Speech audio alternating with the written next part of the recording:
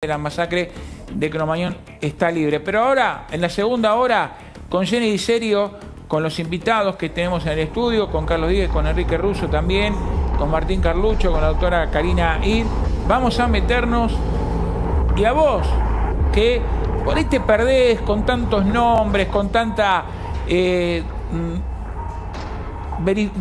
con tanta bifurcación, tantas aristas, tantas ventanas que te perdés. Bueno, acá con Jenny Di Serio te vamos a contar cómo está hoy.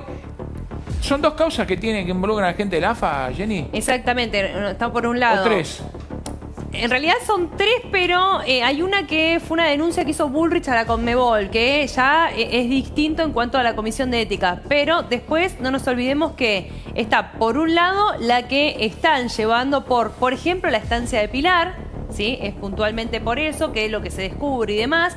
Después está la denuncia del ARCA, que ahora lo vamos a ver, precisamente, que tiene que ver con la cantidad de desvíos. Y como vos bien señalabas, el dinero que fueron bicicleteando y de esa manera lograron evadir casi 19.000 millones de pesos. Y por otro lado, lo que tiene que ver con la financiera de Vallejo, que también es muy importante y de cara a la semana que viene va a haber nuevas novedades. Antes de ir a la placa, quiero repasar.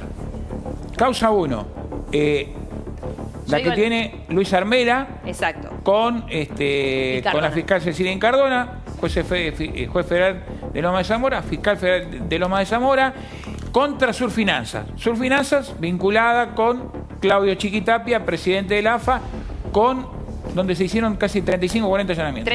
39 allanamientos, de los cuales no nos olvidemos que hay 3 detenidos, de los cuales 2 eran, para que se entienda, custodios. 2 culatas, 2 custodios. Y después la tesorera está la tesorera Micaela Sánchez, que le ofrecieron la posibilidad a la fiscal Incardona de ser testigo justamente arrepentida. ¿Por qué? Colaboradora arrepentida. ¿Por qué? Porque ella, en la declaración, después si querés lo contamos, estaba bastante presionada porque en principio tenía abogados que tenían que ver con César Maximiliano Vallejo. Exactamente, Vallejo. Ariel Maximiliano Vallejo. Bueno, después tenemos la causa donde se investiga la mansión de Pilar. Exactamente. Causa que tenía Daniel Rafeca, la Cámara Federal se la sacó, es por presunto lavado de dinero, hoy la tiene Marcelo Ginsky, donde se investiga si efectivamente, por presunto lavado de dinero, si efectivamente los que aparecen como dueños de la mansión de Pilar son testaferros de Pablo Tobillino, tesorero del AFA, muy vinculado con Chiquitapia. Dueños de Pilar, no nos olvidemos que una es jubilada y su hijo es un monotributista que claramente no tenía la capacidad de tener esa mansión, ¿no? Y tenemos una tercera causa penal, más allá de lo que bien mencionaba Jenny Di Serio, la denuncia que hizo Patricia Bullrich, que es por la presunta apropiación indebida de aportes. ¿Por qué acá aparece Chiquitapia? Porque Chiquitapia es el titular, como presidente de la AFA, de la clave única fiscal. Exactamente. Entonces, él es el que tiene la obligación de que se paguen los aportes. Exactamente. Que según la ley penal tributaria 27430, tienen un plazo de 30 días para hacer esos pagos. Si en esos 30 días, por más que pagues después fuera de término, no se extingue la acción penal. No. ¿Y qué dice acá la nueva denuncia, Jenny? En virtud del control efectuado por la misma respecto del cumplimiento fiscal de los contribuyentes, obviamente a lo que tiene que ver con la AFA, se detectó la falta de pago dentro del plazo legal de las declaraciones juradas de los regímenes de retención impositiva, CIRE, que vendría a ser el IVA, y lo que tiene que ver con ganancias, asimismo con la retención de contribuciones de la seguridad social. Esto es lo que se determina de acuerdo a todo el peritaje que hizo ARCA. ¿Cuánta plata es esto ahora? En total, con lo que se sumó en el día de ayer con la nueva ampliación de denuncias, son 19.000 millones de pesos. En principio se hablaba de 7.000 millones de pesos, después se determinó que había otro año y ya se suman 11.000 millones de pesos más. Exactamente. ¿Y? Bueno, en este sentido, el monto total de retenciones impositivas practicadas no ingresadas al vencimiento legal ascienden a casi 10 millones de pesos, de acuerdo después... 10.000. 10.000 millones de pesos. Y lo que les quería decir es lo que tiene que ver justamente con lo que se suma ahora, y puntualmente, para que se llegue al resumen, estamos hablando de casi 1.500 millones de pesos más. Por eso estamos hablando de 11.000 millones. Exactamente. ¿Sí? Bueno, es importante remarcar algo.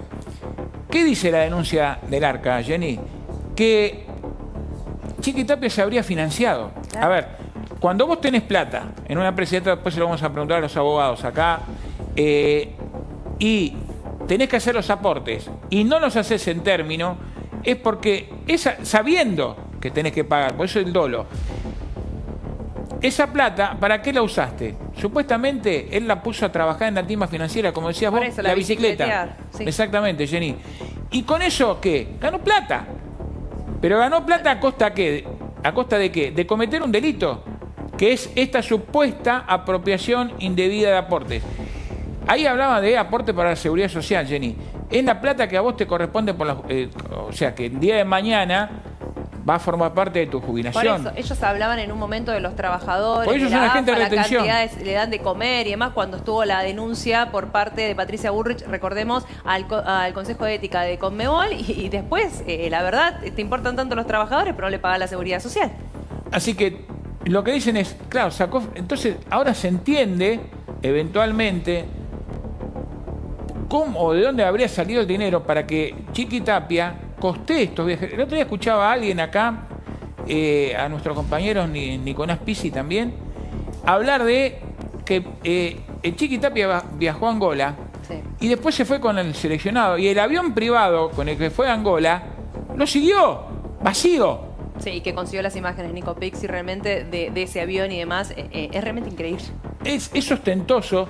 Y para que tengan idea, están estas causas, y hay otra causa en la Justicia Federal de Loma Zamora que la tiene Federico Villena, juez federal, que también está investigando o va a terminar siendo absorbida por la de Armela, pero están muy complicados y hay más denuncias. Por eso están los invitados. Acá está Martín Carlucho, que ha sido víctima de una supuesta maniobra realizada por Tobillino. Todo termina en la AFA.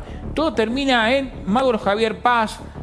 Mauro Javier Paz aparece como titular de Malter, que Malter es la empresa, exactamente, es la empresa que le vendió a la costurera y a su hijo, justamente a Central, a Central SRL, le vendió en junio de 2023 la quinta. A esta empresa. Es impresionante todo esto que tiene que ver con el movimiento de dinero. Mauro Javier Paz, que en la AFA era responsable de fútbol femenino a nivel selecciones. Y tenía el 95% de la empresa, ¿sí? Que exactamente. Lo puedo comprobar y determinó Arca. Así que está con nosotros Martín Carlucho. Quiero remarcarlo. Martín Carlucho y su abogada Karina Aid han sido víctimas de Tobillino, de quien sería el dueño de esta quinta. Digo sería porque todavía no está comprobado en los papeles. Hola Martín, ¿cómo le va? Gracias por venir. Gracias a la doctora Karina. Gracias siguen con nosotros Carlos Díaz y Enrique Russo. ¿Cómo llegó a ser víctima de Tobillino? Bueno, es una historia un poco larga, pero bueno, vale la pena contarla.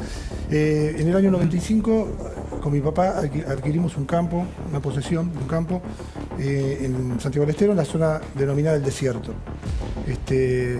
No había prácticamente ni nadie, había pocos vecinos en aquella época.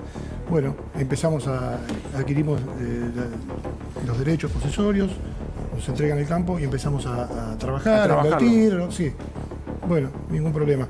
Hasta el año 2000 y 2003 creo que fue, tuvimos un episodio con un intruso en la mitad del fondo.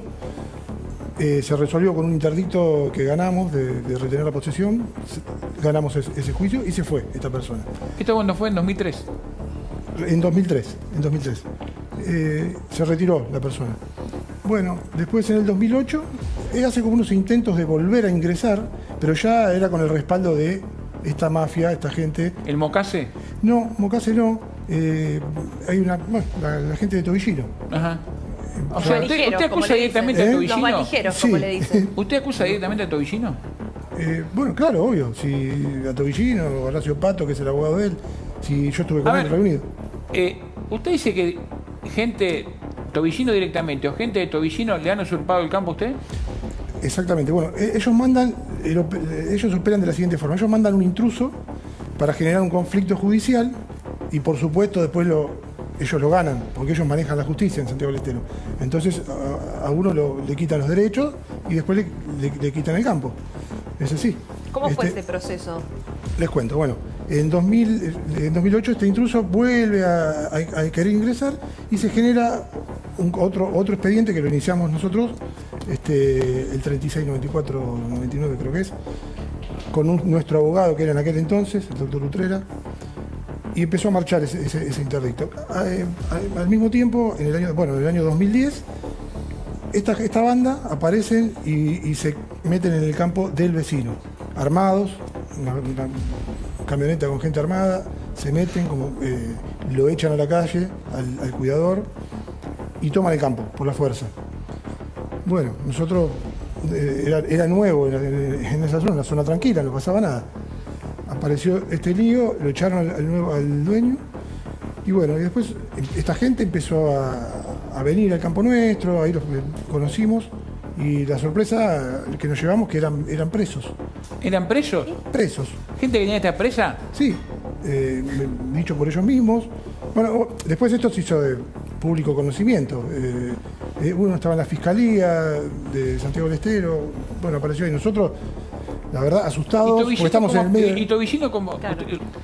Bueno, el que manejaba a esa gente era el padrastro de Tobillino. ¿Cómo se llama? Figueroa, Polo Figueroa. Bueno, ¿Es padrastro de Tobillino, Polo Figueroa? Es el padrastro, tengo entendido que sí. Él es el que toma los campos, él maneja a la gente, él fue el que usurpó directamente. Él decía que el campo era de él, bueno, no sé, eso yo no me metía en eso porque desconocía. Sí conocía que los dueños anteriores eran los dueños y los echaron. Después de eso, bueno, empezaron las amenazas hacia nosotros, hacia la persona que nos cuidaba el campo, y bueno, amenazas complicadas, pesadas. Sí, pesadas. Tal es así que lo llevan a esta persona que nos cuidaba el campo, a Santiago del Estero, a hacerle firmar algún documento para poder ellos ingresar al campo. Yo me entero de eso, lo iban a tomar el campo nuestro. A la vez, bueno, viajamos a Santiago con mi papá y logramos contactarnos con esta gente. Ahí es donde aparece Tobillino como el jefe de esta organización. ¿Cómo lo...? ¿Así directamente? Sí, nos contactó Tobillino a nosotros, sabiendo que nosotros éramos los dueños del campo. ¿Por qué los contactan? ¿En condición de qué? Claro. Bueno, nosotros fuimos a ver qué pasaba, porque queríamos ver ante esa situación que se llevaron a la persona que nos cuidaba el campo, sabíamos... Acá lo escucho y lo veo la cara de Carlos Diegue, del abogado. No, es así como les cuento. Una SRL ahí armada. Pero Tobillino directamente se contacta con vos o con Claro, tu ahí papá. nos ponen en contacto con Tobillino, nos cita en un bar, en un restobar, que era supuestamente de él, porque él actuaba como si fuera el dueño. Dirigía todo, pedía las cosas. A ver, ¿tenés la foto de Tobillino, María Marta Nani?